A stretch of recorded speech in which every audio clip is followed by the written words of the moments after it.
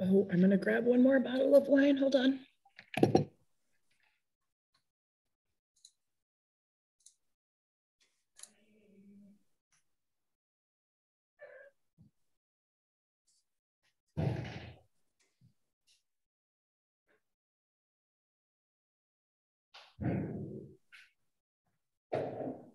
Haley, just sitting here and slowly starting to warm up, getting better.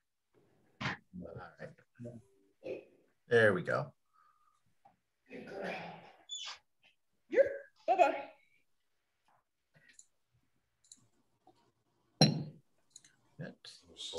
Live streamed. We've got a few people joining us. Love it.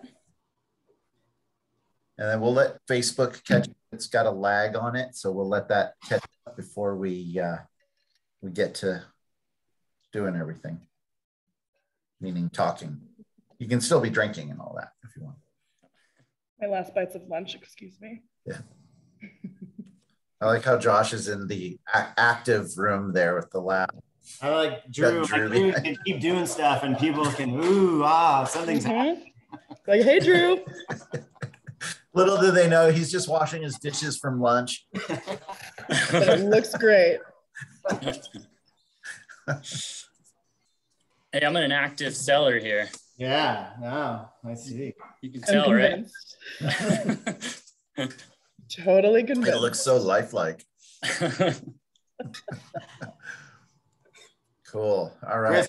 Chris, I'm curious what you opened, since I can assume what everybody else did something, but it's this new, it's some new brand. I don't know.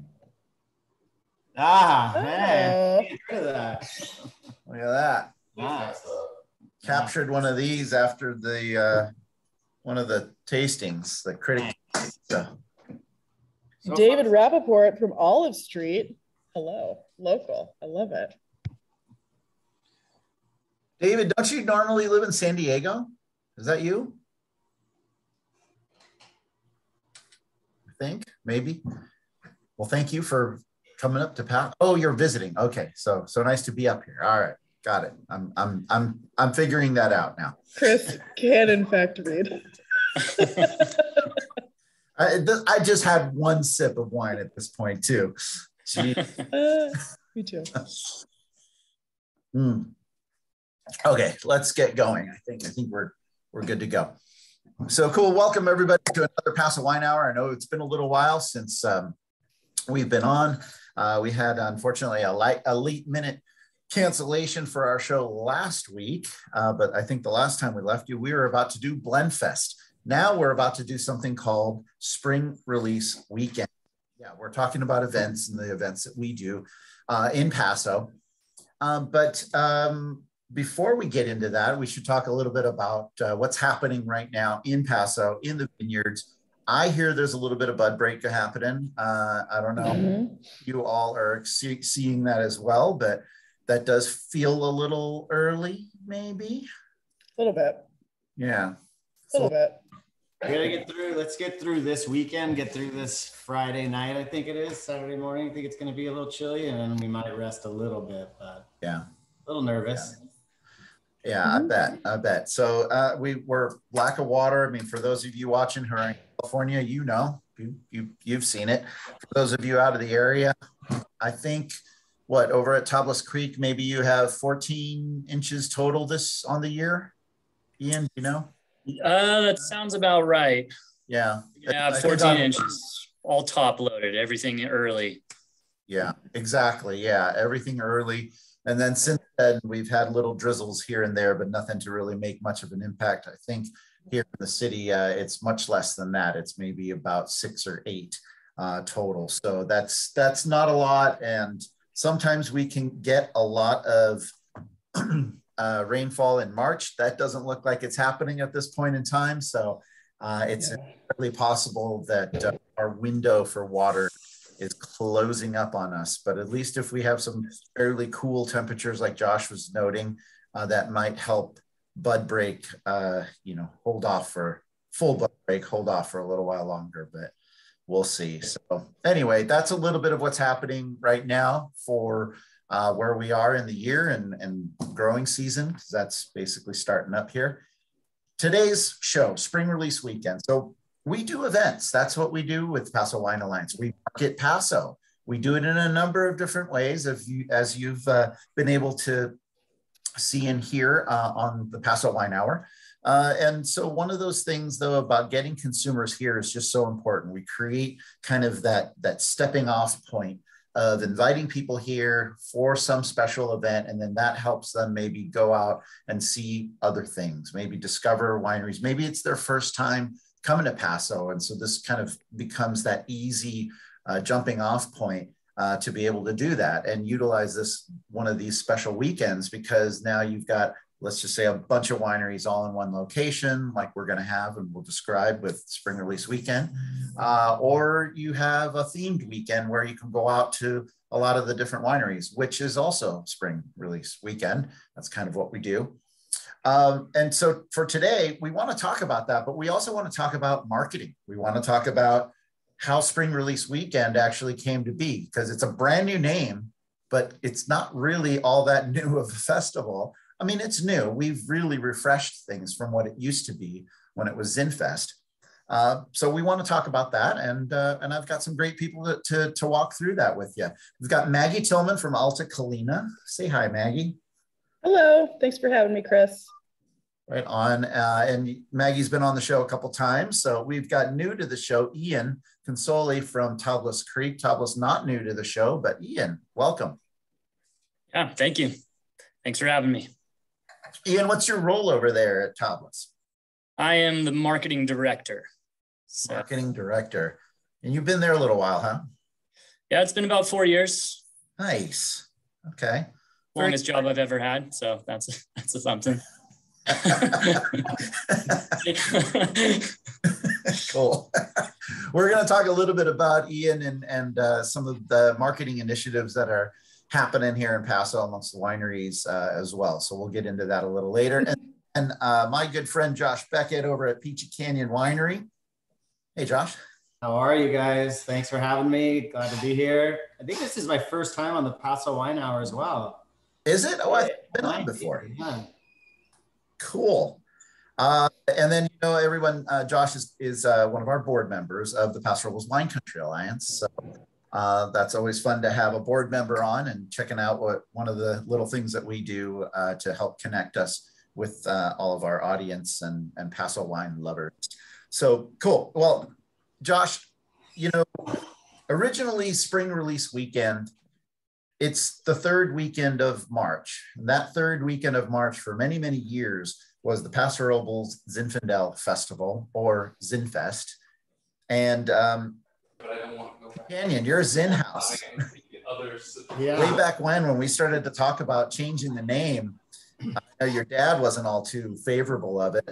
No, it's, yeah, I remember when we started changing it again. I remember you and Joel in one of our board meetings looking at me going, okay, you ready? You're gonna stand up for everybody and take some punches for us? But yeah, you know, it was, Zin Fest was, you know, it was such a new thing, you know, back then we really only had Wine Fest, if I recall. You know, we didn't have the far out wineries, we didn't have the Grand Cru, we didn't have the Cab Collective, we didn't have Drone Rangers, we didn't have, yeah, all these things. And it was something like, and we had Zin and we had Wine Fest, and you know, they wanted to make an event and they wanted to, I think everybody was just we were still in that really early discovery mode, and what can we hang our hats on, or what can we bring people to the area that maybe our friends to the north and to the south weren't doing. So we came up with Zin Fest. And you know, our forefathers, before all the four of us, you know, they were all very passionate people. And there are a lot of them are still around, some of them aren't, but you know, and they really enjoyed it and it worked. But it was not 100% inclusive, right? It kind of, it definitely, it didn't separate us or segregate us, but it didn't include everyone that like Tablas or like Alta, Colina, you know, that maybe didn't do a Zin. So it was, eventually it did become time. And it was, you know, as we all do, and as we all know, the more when we have to go out, we have to preach Paso, and to have something that was kind of just selective, it didn't make sense after a while. And then it was time, and we went to Vintage Paso, and now it's like time again. And here we are. Yeah. And that Vintage Paso thing, that was something that when we were thinking, how can we be more inclusive? And it was pretty fun, and it was pretty tongue in cheek on how even some brands who didn't have Zinfandel would still market Zin Fest weekend. I don't know, Ian, what was that t-shirt we were talking about? What did you guys put? Yeah, Tablas Creek. Obviously, we don't make any Zinfandel, so we had a lot of different funny t-shirts. One of them said, "Let she without Zin capped the first roan."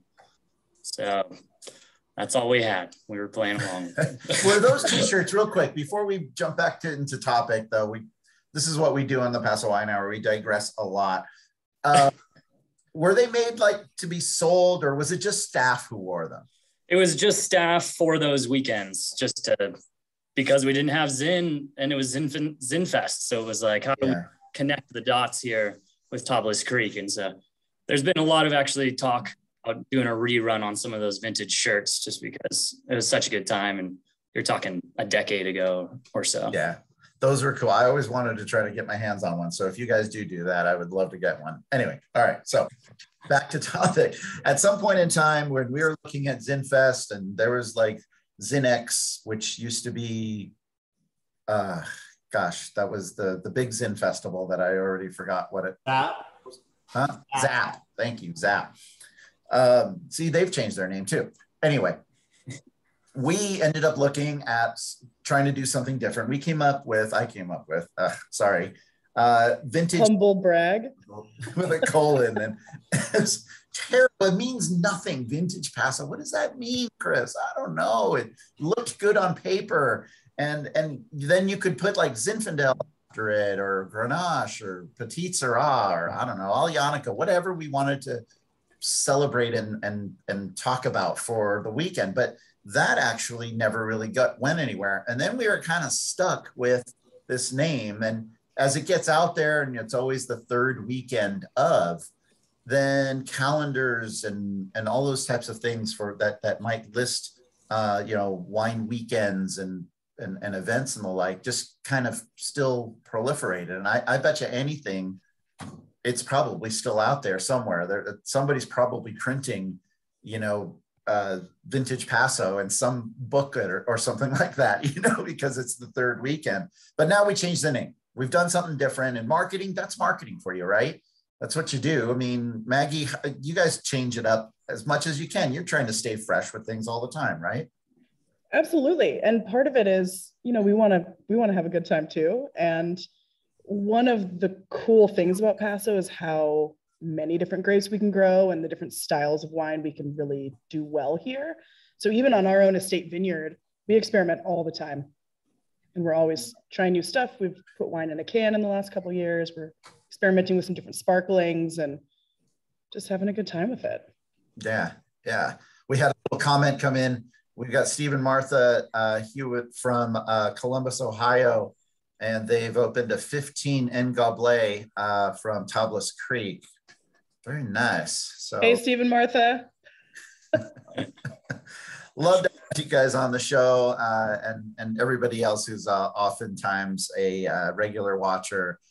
Like I see over here, Paul Maynard and Nancy Gillis, Mike Wilkie, you guys are always on, as well as David Rappaport. So thanks for always joining us, you guys. I know I usually do those shout outs right when we start, but I just saw that comment pop through. But yeah, we're always trying to change it up. I mean, you think about like Disneyland as a model, for one thing. They're always changing rides, they're changing experiences, they're trying to refresh it, because how many times can you go to that happiest place on earth and it's just going to be the same darn thing, right? We need to do the same thing. So we've changed Vintage Paso to be spring release weekend, and it seems to make sense, right? I mean, isn't this when you guys do new releases, is right around spring? It's perfect timing. I don't know anybody who doesn't release in the spring. Some folks only release once a year, and during harvest it's not optimal. So we certainly have new stuff. We're in the middle of our spring release with members. So for spring release weekend, it's perfect timing in our tasting room to try some new things. So we're not just making it up. I mean, spring release, right? Josh? Yeah. If we're not releasing it, we're definitely going to bottle it any day now, you know, and then have it ready for release for sure. So as I speak, we are putting wines in the tank, getting to bottle for this spring release. You know, tis the season and it's coming up, and I'm excited to be able to go, you know, to have this event and have wines that are just coming and new to share with people and get the, you know, kind of almost the season started, right? As we come into spring and Wine Fest and summer and all the people coming to town, it's a perfect time and create the buzz and keep get the excitement going for the year. And especially right now that stuff is, you know, it looks different than it did 6 months ago in terms of people traveling and what's open and all that stuff. It's just, I think this energy is just a part of that nation global shift. So like, let's have some new stuff. Let's go outside and be with friends and drink something delicious. Well, and it's poignant now with being able to be outside, being able to actually have events again. I mean, I know that for us, I mean, that's just so, as I said at the beginning, it's so much of what we do, and part of our marketing is to get people back into doing things together. Our Blend Fest event over on the coast a couple of weeks ago was wildly successful, and it was a lot of fun. People had a great time. I love this other comment, by the way, where Tablas released their first boxed wine this year, their rosé. Talk about. We did. It's so cool. Maggie's had some. We've traveled with it a bit. Yeah, no, it's been great. We released our Patelon de Tablas Rosé in a box. The idea behind that was that it's the most sustainable packaging for wine. So a 3-liter box is the equivalent of 4 glass bottles, and it's 84% less carbon footprint than those same 4 bottles, just because of the process of making the glass and the weight of shipping and the recycling process and everything that it involves. But the issue, knowing that it's the most sustainable package, is that no one's ever seen a $95 boxed wine. When you go to the store, you don't see anything over $30 really. And so we thought it was time to test the market. Someone on Twitter that was respected by Jason, our general manager, called him out a little bit and said, hey, if anybody could do it, you could. So we were like, I guess we'll try it. And so we released 300 boxes, and they sold out within 4 hours. Wow. Yeah. That's amazing. Yeah. So we're really pretty excited cool. about that, about the future of the of boxed wine. See what it means next. It just makes sense. Yeah. Did anybody ever at some point in time say like you guys are just thinking inside the box? No one has never said I had to say that. I'm sorry. Sometimes you got to think outside the box to think inside the box. You know? Yeah, there you go. You both owe us apologies. Unapologetic. Look, I'm apologizing for the words Vintage Paso as an event weekend. So I'll stick to that one. This particular event, let's talk a little bit about it. You all are, some of you are going to be pouring at it. Maggie, you're presenting at a seminar. It's really cool, you guys. This is different.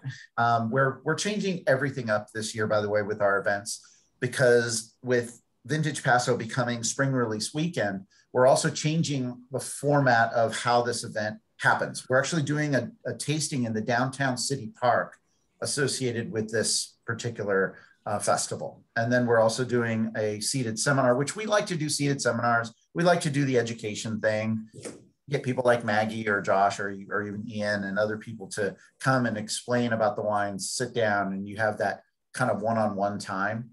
And that's kind of the gist of what spring release is. But then there's also individual events that all of our wineries are doing all around town.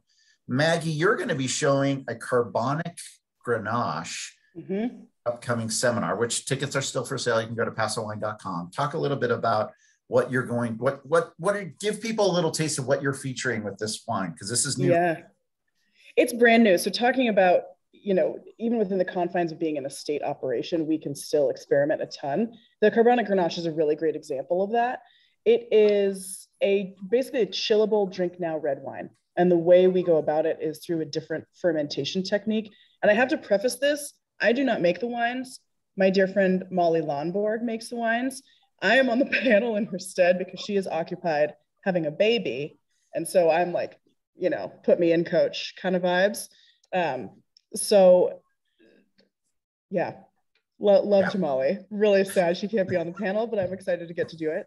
So with the carbonic, we're going to release it in May. So this is sort of a preview. And in terms of winemaking style, it's completely different from anything we've ever done. So for the most part, everybody on this call, when we make wine, we go into a vineyard, we harvest that fruit, we bring those whole clusters down to the winery. Oftentimes we'll destem it. So that's when you separate the berries from the stems. And then we take those red berries and we put it in a vessel of some kind, a barrel, a tank, and we let fermentation happen, and we mix up that juice that's fermenting around the grape skins. We sort of churn it all up through punch downs or pump overs, whatever it might be. It's very much a winemaker's preference there and sort of what style they're going for. Carbonic is a really old school, really hands-off way to make wine, which makes it a bit risky, honestly. What we do is we harvest that fruit and then we bring it down to the winery and we put it in literally a big box. It's just in a bin. And we don't destem it, we do nothing. We take those whole clusters, we put them in a box, we seal it. And because we are small and don't have fancy things, we use saran wrap because that works. So we literally, the goal is to seal the top of this open top fermenter so that no oxygen is transferring. And so if you imagine being a little berry in a little like hermetically sealed container, life finds a way. Like fermentation is going to happen because there's sugar inside those berries. So what a carbonic fermentation is when an enzymatic process begins inside the berry itself. And as that process is going, it then bursts the berry. And then you end up with liquid around the skins. And that's when sort of the classic fermentation takes over. And so the result, rather than our other red wines, which are dark in color, burlier, you know, the style that we planted in Paso to make, the carbonic, because it's not spending that time on the skins interacting in the same way, is super light in color, very low in tannin, and it has a really cool, it walks the line between fruit. I don't even want to use the word funk, but like sort of fruit and earthy in a really interesting way. So I'm excited to get to talk about it on that panel coming up, because it's a real departure, and stylistically for Paso, it's a cool thing that people are starting to experiment with. So again, credit to Molly, it's all her. Is it a trend right now? These chillable reds or even the carbonic stuff. What are you guys seeing? Josh, I think, didn't you guys play around with something like that once before as well? You're muted. Still muted. 2 years in. Still Zoom is still hard. Yes, I didn't want the lab equipment to be buzzing in the back. Part of the ambiance. Yeah, I've done, you know, in 2020, I did a Syrah, carbonic Syrah that actually Chris is trying out, and I'll have to bring Ian and Maggie once, so you guys can try it. That's super cool. Yes, Very please. happy. Yeah. Cool. And then in 2020 for Peachy, I've actually tried, we did a Zinfandel off of some organic Zin off of the Bailey Vineyard.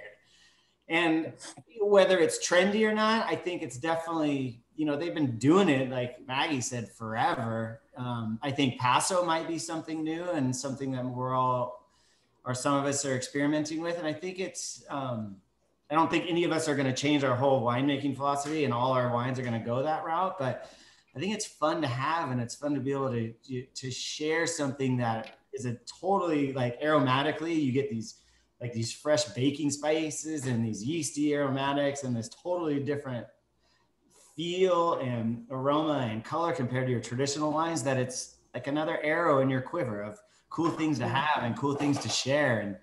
And trendy maybe, but fun, hell yeah, all day long. I'm totally in. I'm gonna keep doing it. Yeah, there's definitely an audience for it. It's, yes. You know, we see a lot of people who, you know, they want stuff they can drink right now. And especially it's hot in Paso in the summer. And so having a red wine as an option is great, because you're drinking rosé all afternoon and then it's time to put the pork loin on the grill, but it's still hot out. So something like a carbonic is a really great option. And Josh, I would love it if if I gave any misinformation of how one makes a carbonic, please correct me. I was while you were talking, I'm like, this is a perfect warm up for the seminars. Okay, great. You're hitting all the points, and then people are going to ask you like, well, how long did you leave it in the box? Was it 4 weeks, 7 weeks, 10 weeks? Okay. I've done it twice. I've done 7 weeks, 10 weeks. So yeah, wow.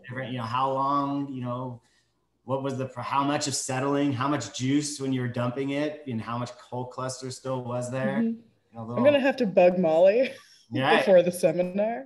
Yeah. Wait, so what vessel did you use to do your carbonic? 48S, just like you're talking about. Yeah, big box. Same big box. Yeah. Cool. Big box. Yeah, I can say that Tablas isn't doing any carbonic because it's not traditional in Chateauneuf-du-Pape, as you might imagine.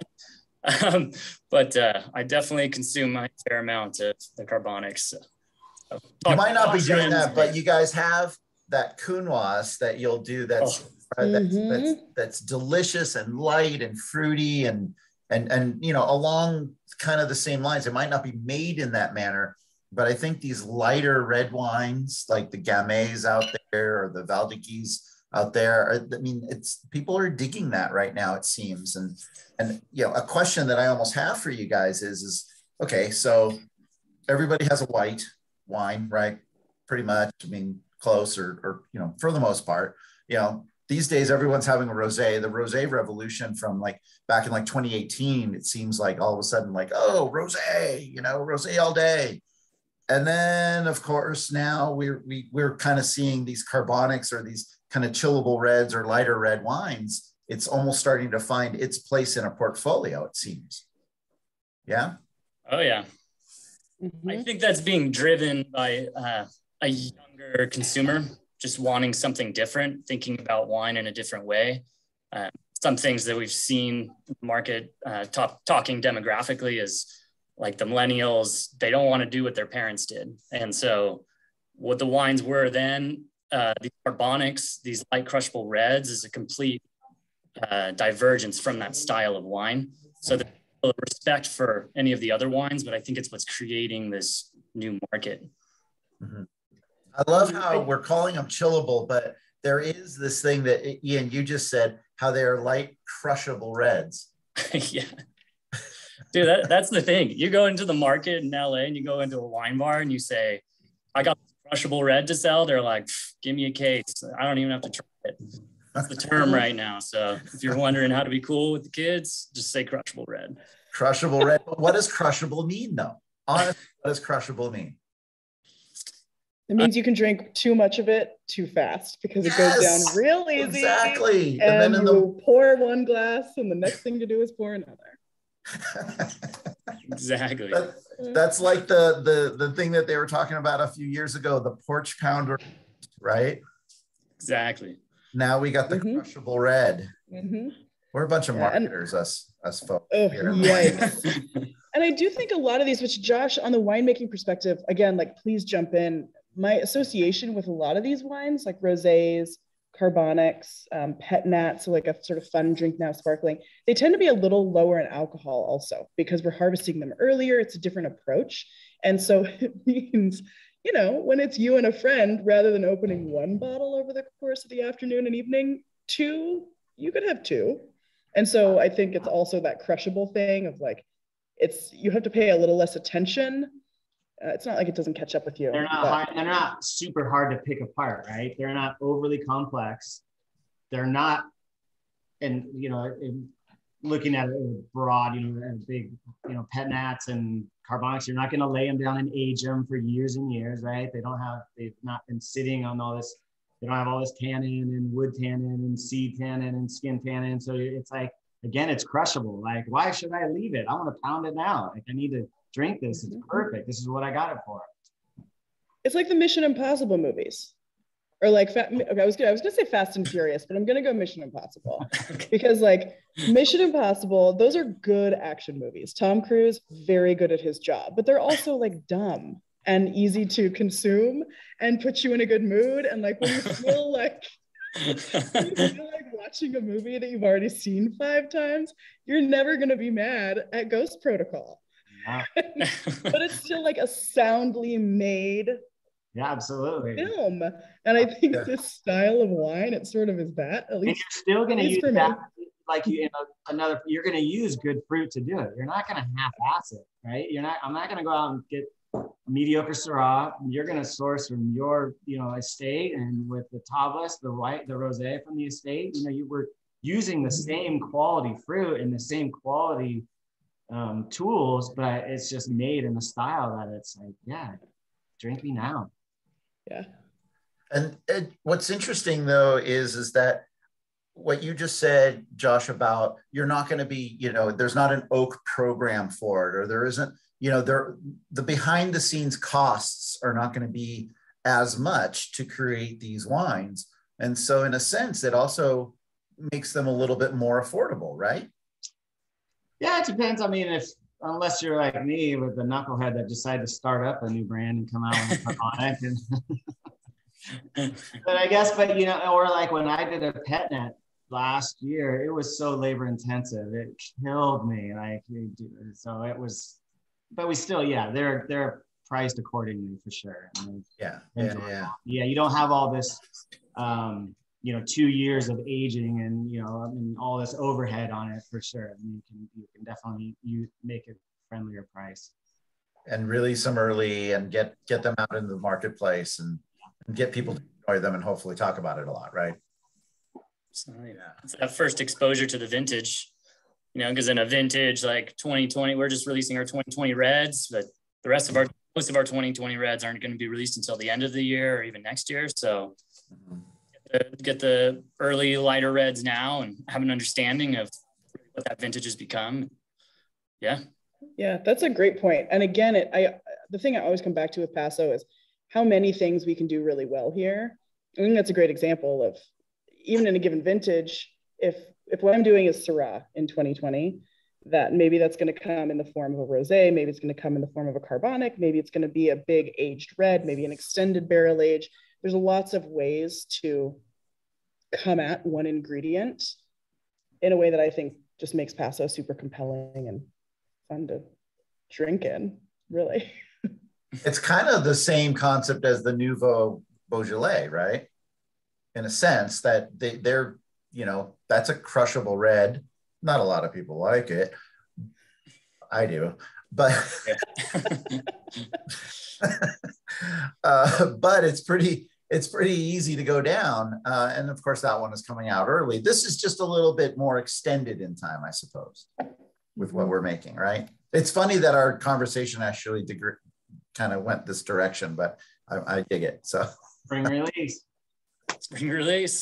That's right, man. Yeah, this is when those early wines are being released. That's right. Days are coming out. This is when, like I said, our early release of our reds is coming out. The first whites from the 2021 vintage. It's all happening right now, so it lines perfectly with the name. So great. Ian, Josh, I'd love to know what's coming out. So right now I'm releasing our 2021 Grenache Blanc, our 2020 Viognier, our 12 o'clock high, which sees some time in neutral oak. And then I'm releasing our 2019 reds.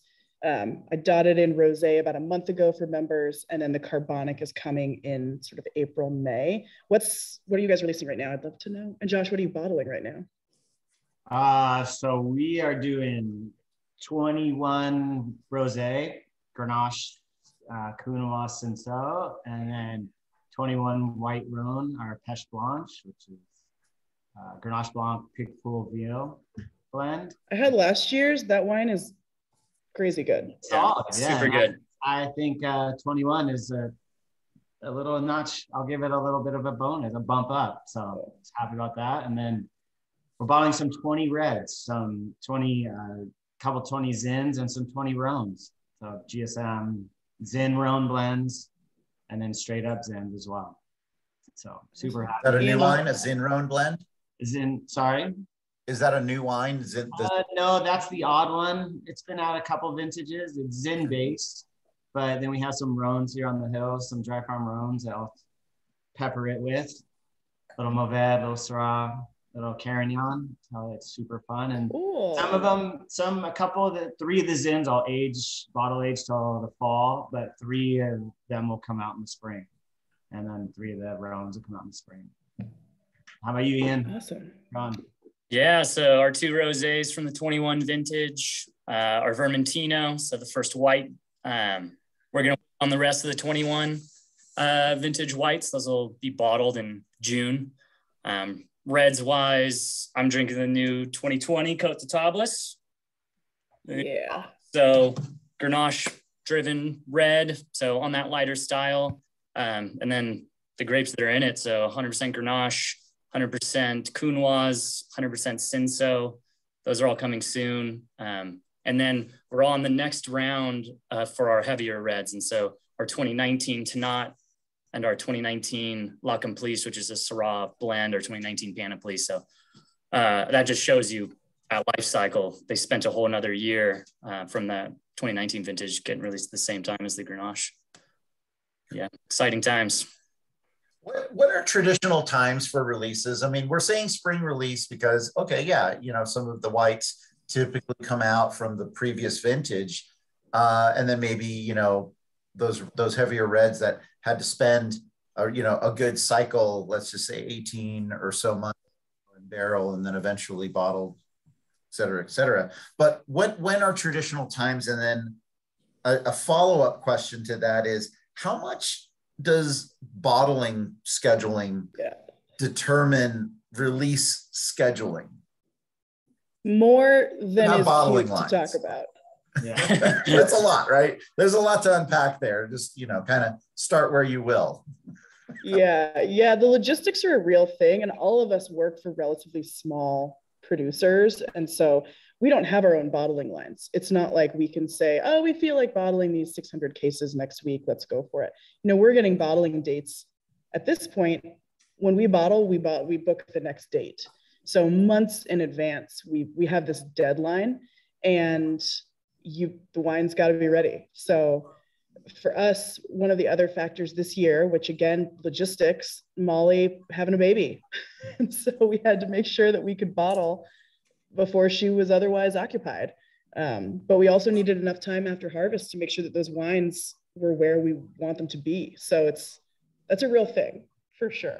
Ian, Josh, what do you guys think?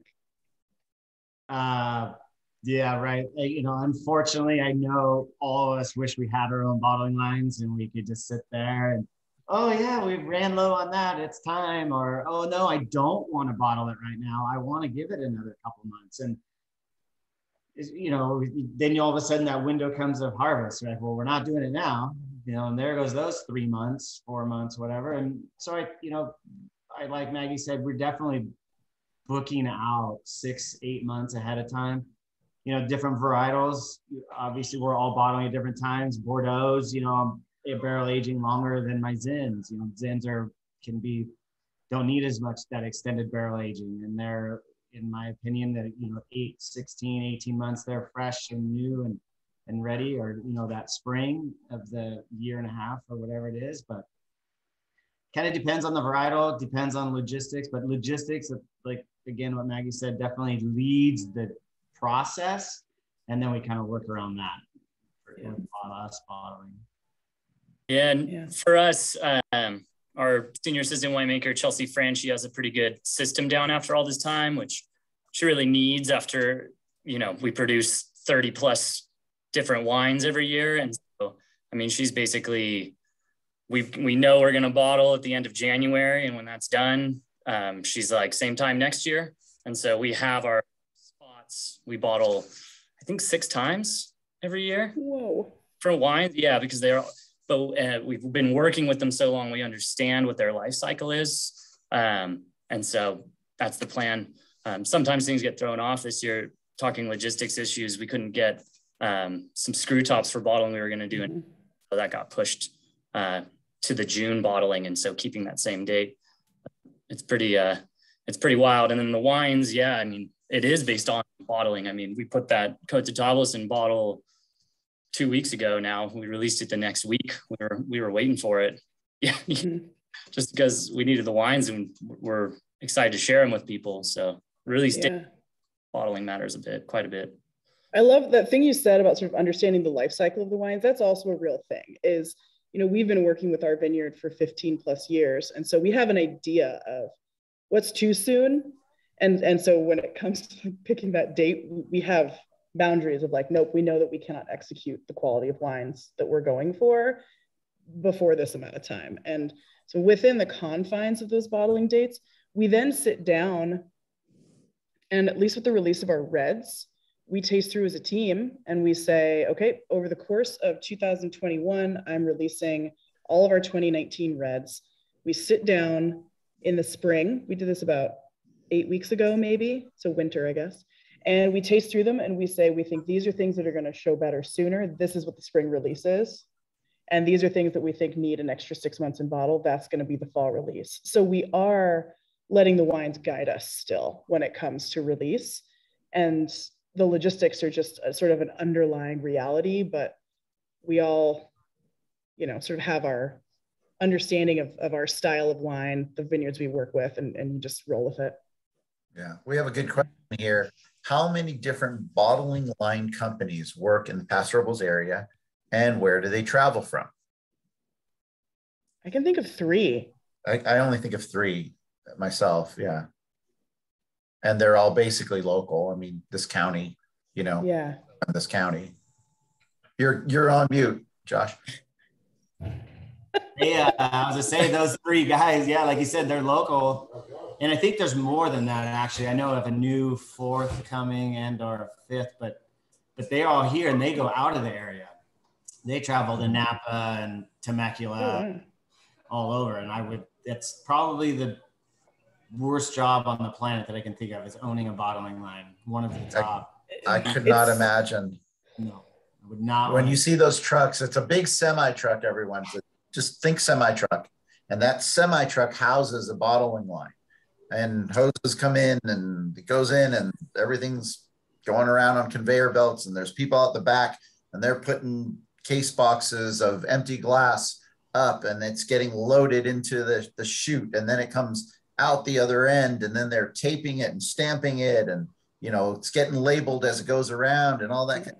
There are so many moving parts that's what scares me. Can you imagine? Can you imagine what, okay, Legos. Who's done Legos before?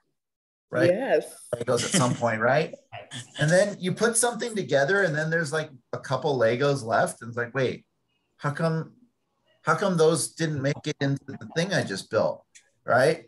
Well, could you imagine having to fix one of those bottling lines and all of a sudden you're like a couple extra screws and nuts and, some little thing? No, thanks. And bottling day. Yeah, well, and then you got to deal with the winemaker, and then you got to deal with all the other staff that's there. And every place has a new winemaker and a new philosophy and a new wine and ways they want things done. And new labels and different label heights and sizes and glass and not even the parts of the bottling line, all the other stuff that they bring. It's like, ooh, no thank you. Then the marketing person is in their truck trying to take pictures for Instagram. And it's just like, oh my gosh. Oh, yeah. It's bottling. And it's one of those days where it's an assembly line. So it's incredibly repetitive. It's really loud. It's physical work. And if you screw up, you're fired.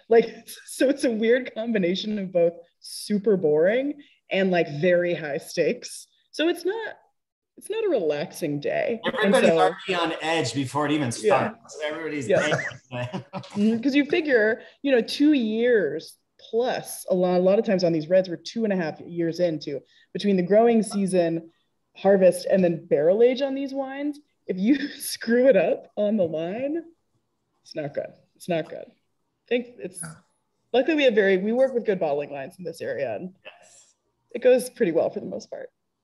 Yeah, that was a good question because that is a stressful day for you guys. And so wait a second. So Ian, you guys have potentially six of those kind of stressful days. Maggie? We have 2. 2. All right. Josh? How many days or weeks?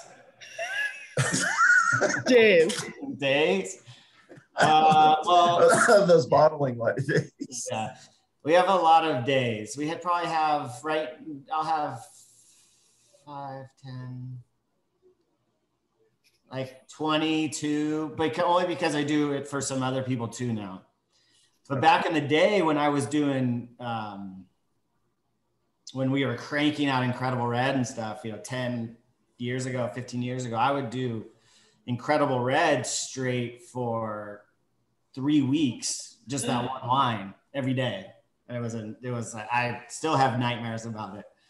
But now it's nice. We can do like a week at a time. No, it's not too bad. So is that why you went bald so early? Yeah. What's your excuse, Chris? Kids. Sorry. Kids. Maybe That's what I say. Kids. Actually, I told my kids once, when my kids were really little, I told them once, they said, Dad, why are you bald? I said, a squirrel stole my hair. For years, they keep going, where's the squirrel? Is that squirrel, Dad? It's like, still. It's amazing. I think it's the funniest damn joke. Hey, we talked about what we're drinking. Let's talk about what we're drinking, because this is wine hour, and we're drinking wine while we're talking. And so, Maggie, what do you have? I have our 2018 Sun Worshipper. This is a more veg-forward blend. We're down to the last 30 cases or so, and so I'm hoarding some for myself because it's very delicious. That's great. Ian, you described it a little earlier, but go into a little bit more what that wine is. Yeah, the Tablas, so 2020, 43% Grenache, 33 Syrah, 19 Counoise, and 5% Mourvèdre. So we're basically selecting the lots based on their freshness and their approachability when young, but still with that ability to age should you choose to. But it's good, man. It's just really refreshing and delicious.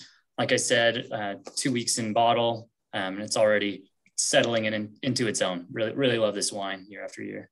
Awesome. That's fantastic. What does that wine retail for typically? This is the 2020, so it'll be $40 retail. All right. Maggie, the Sun Worshipper. Sun Worshipper is $64. Nice. Delicious wine, I know. Josh, what are you sipping on? I don't have a bottle in front of me. I just pulled this off the tank. This is one of our spring showing off. Yeah. I'm having some Bailey Zinfandel, some organic dry farm from David Bailey out on Peachy Canyon Road, just about a mile or so from where I grew up. Kind of right, if you're from a 6 Mile Bridge now, I guess is the new winery out there. It's right by there. Organic Zinfandel. We'll bottle it in 2 weeks, but it'll be one of the wines that I age for probably another 6-8 months in bottle before the release. But I think for spring release weekend, I'm gonna pull some samples and we'll bring it down and share with everybody. Get everybody pumped up. Nice. And that's cool. Organic and dry farm, right? Organic, dry farm, yeah. David Bailey's got an awesome, super green thumb. Does a great job. A few of us, I think Lone Madrone, Thatcher, Peachy, and maybe Bella Luna, the 4 wineries that kind of do that. Okay. Out of there, super special. It's got all those Zin characteristics you're looking for, but it's not the Zin can be red fruit or the darker fruit depending on the region, AVA where it's at. This is more on the black fruit side, but it's also the pepper and the spice and the white pepper is pretty phenomenal. It's a special wine. We're fortunate to have it in our lineup because it's unique to the Zinfandel. Being a Zin house, we do a lot of Zins, but they all need to be different, right? They can't all be the same, and they need to have unique profiles. So it's a lot of fun. It's 100% Zin. It doesn't have anything else added to it, which is kind of cool. I love to blend. I love to tweak things, from our chronic days of getting really weird and doing stuff. And so, but to do something 100% estate, 100% varietal is pretty cool. Yeah, awesome. I want you to keep talking because I have this Willow Creek District 100% Syrah from the Homestead Vineyard, carbonic fermentation for 7 weeks, aged in neutral French oak. How do we pronounce that?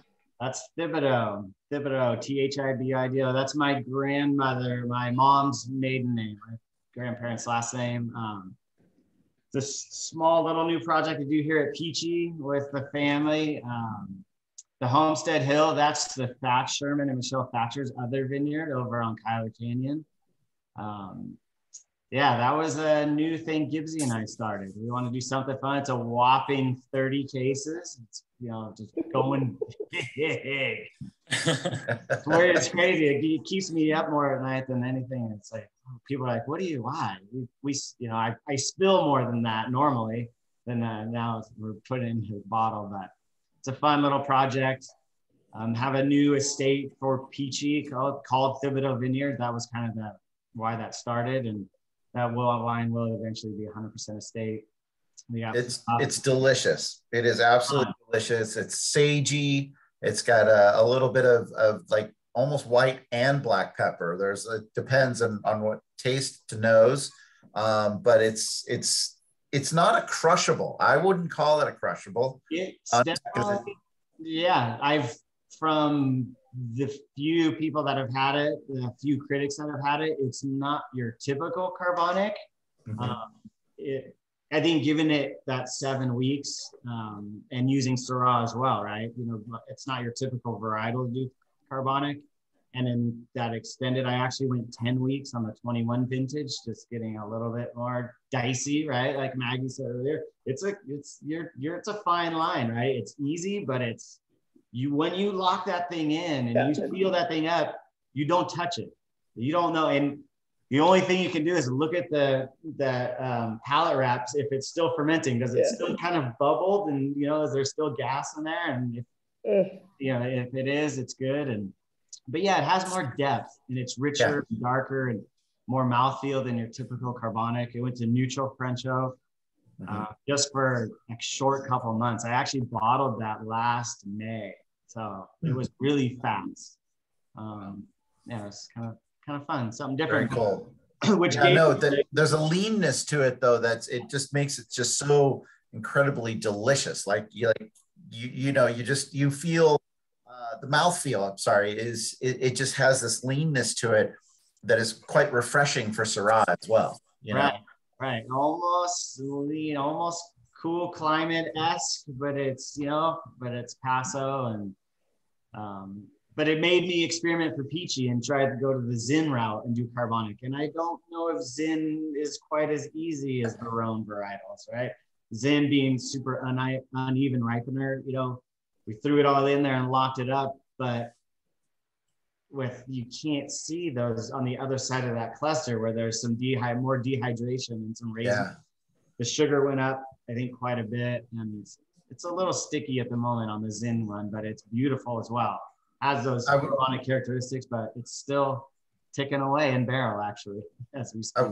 I would think that you would probably want to be like on the sorting table, pretty selective on what goes into that bottle, because having any of those green berries along with those shots or raisins or whatever with the good stuff, that might really throw things off. We did the best we could. And again, it's like you seal it up, you lock that thing away, and here we go. And it's a gamble, but I definitely will, regardless of, even if it sticks a little bit sweet, it's got all those characteristics you're looking for, those fresh and elegant and nuances that our other wines don't have. I'll still bottle it as is and do a carbonic Zin just to have it. And I think it'll be like that 60 cases, you know, Maggie was talking about as well, you know, it'll be 50 cases or something, and it'll probably just disappear. And it'll be the next coolest thing that everybody's had. Zin's never been like that. And I'm like, oh, cool. That worked. Marketing, right? Yeah, marketing. I want to, before we run out of time, I do want to talk a little bit about marketing, because that's kind of where we were going with this conversation. But as usual, we always digress into such cool stuff anyway, right? But one of the things that came about in this last year or so has been a new group, I guess, that Ian kind of had something to do with. It's called the Paso Wine Marketing Roundtable. How was that? You told me a little bit of the story earlier, but please share with everybody how that kind of came about. Yeah, sure. So it kind of came out because I recognized that there was a need for a community of wine marketers in Paso Robles that didn't exist. And I realized that need when I was talking about trying a new marketing campaign, and general manager Jason Hawes was like, well, what are your peers saying? And I was like, I don't know if I have peers. I don't know who does marketing in the area. And so I reached out to a select few people that I did know, and through them realized that there was this whole network of wine marketers in Paso Robles. I mean, you got to think about it. We're a relatively young region. And so the establishment of that position is new. So we decided to put together a group of people that would meet every month and just figure out what everybody was doing, how each different winery in different areas at different sizes, what was working, what wasn't working. And it really created this collaborative environment. It's a round table, so it's not lecture by any means. It's everybody just kind of talking to each other about it. And Jen Bravo was one of the initial people in that group, as was Maggie. And Jen Bravo ended up picking it up for the Paso Robles Wine Country Alliance because she recognized that there was a value there. And through that group, that's where changes like renaming this festival and making the decision to make Harvest Fest Weekend actually a Harvest Fest month. And so I think it's becoming what I really envisioned, which was something that's good for the region. That was the whole point, is if there's all these scattered people everywhere talking about the same thing, but individually, then we can't grow. But if we all come together and we're all talking about it, then we can move forward. And that's what the PRWCA does. So the fact that that's all pushed together in a single engine, it makes me excited for Paso because look, I grew up here. I love the region. Like I said, it's the longest job I've ever had, working in wine in Paso. And yeah, just excited for our future. Yeah, that's pretty cool. And I know bringing Peachy full circle on this one too. I think Cassidy over at Peachy Canyon is actually on this committee as well, right? Or this roundtable. Also one of the early people in the group. Yeah. Yeah. And that's great though, because as a group, as a marketing group, us being the Paso Wine Alliance, I mean, we're hired on as, you know, experts in our field, et cetera, but we don't know everything. And not only that, but we really, I mean, this is a collective. We need to be able to talk to our member wineries and vineyards and the like to understand their needs as well. We might know a lot of what's happening out in the field when it comes to consumers and the like, but being able to have such good input from our wineries and winery members, that really helps us then address their needs as well, because we have two audiences, you know, we have, or three really, when you think of it. We've got our wineries and all of our constituents, if you will. We've got you, the consumer, or you, the trade or media person. And so working in collaborative groups like this really helps us kind of freshen things up. As we started the conversation, you know, you want to be able to freshen your product up wherever you can. Whether that be new labels or new festivals, new names, and, you know, and not being afraid though also to shed the old. I mean, just because you've been doing it a long time doesn't mean that you got to keep doing it, right? Mm-hmm. That feels like such Paso vibes too. Like, Josh, your family, I mean, so much of why Paso is what it is because of a few wineries that have been around for a long time, and Peachy Canyon is one of them. And if you look at what Peachy Canyon was doing 30 years ago and what you're doing now, like, it's cool. It's different. I think it's just sort of part of our DNA as a region. It is. And I think it's Ian nailed it. Like, if we're all scattered and if we're not together collective, we might be talking the same message, but we need to come be one round engine or one big engine with the same message, telling the same story, and we'll crush. That's why we got to where we are today with the Alliance, right? We had such a good group, you know, in people to the south, Santa Barbara will wholeheartedly admit that Paso has kicked their ass in marketing the area as over them, but they were kind of, right? They were kind of scattered, right? They didn't have that cohesiveness, like, even though they all wanted the same thing, and we've gotten to where we are, but now that there are more wineries and more individuals and a lot of people with great ideas and great, wants and needs for Ian and you guys to put something together to get to form and be cohesive will get us to the next level from where we are today. For sure. And this group, the roundtable group, I have to admit, I'm too old to go to it. I was thinking the same thing. That just isn't true. No, not at all. We're coming up on the end. This has been a really good conversation, you guys. And I'm looking forward to seeing all of you at Spring Release Weekend. We've got a lot of fun things in store there.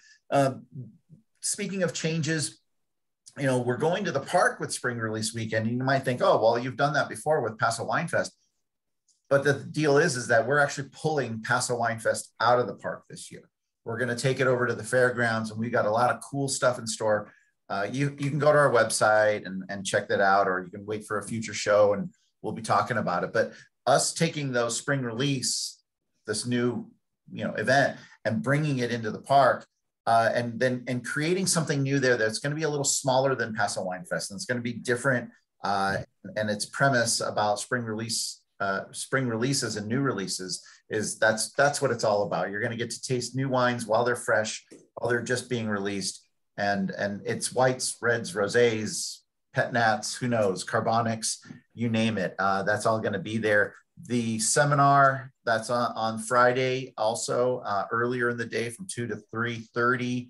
And then the main event is after that. I think that one is 5 to 7, actually. So check it out. Go to pasowine.com to get tickets or to learn a little bit more. Thank you, Maggie. Thank you, Ian, Josh. Appreciate it. Appreciate you being on. Cheers to you. Thanks. Nice. Cheers. Chris, that was really fun. I'm sorry Yes, I made fun of your, I'm sorry I made a bald joke. Otherwise it was great. Hey, come on. I made the box joke. So, you know. Okay, fair. Good to see you right guys. on, everyone. Well, we'll see you next time. Paso Wine Hour. Watch pasowine.com to see what shows are coming up on Thursdays at 3 o'clock. And of course, always check out the new Where Wine Takes You podcast, because we've got new ones coming out here all the time. So cool. Oh, wait, real quick. Josh, website, where to learn more about Peachy Canyon? PeachyCanyonWinery.com. Straight up. Yeah. Right on. Tablas Creek. TablasCreek.com and at Tablas Creek on all your social media platforms. Excellent. Maggie. AltaColina.com and at AltaColina on social media as well. Excellent. All right, great. Thanks, everyone. Have a good day. See ya. Thanks. Yeah. All right.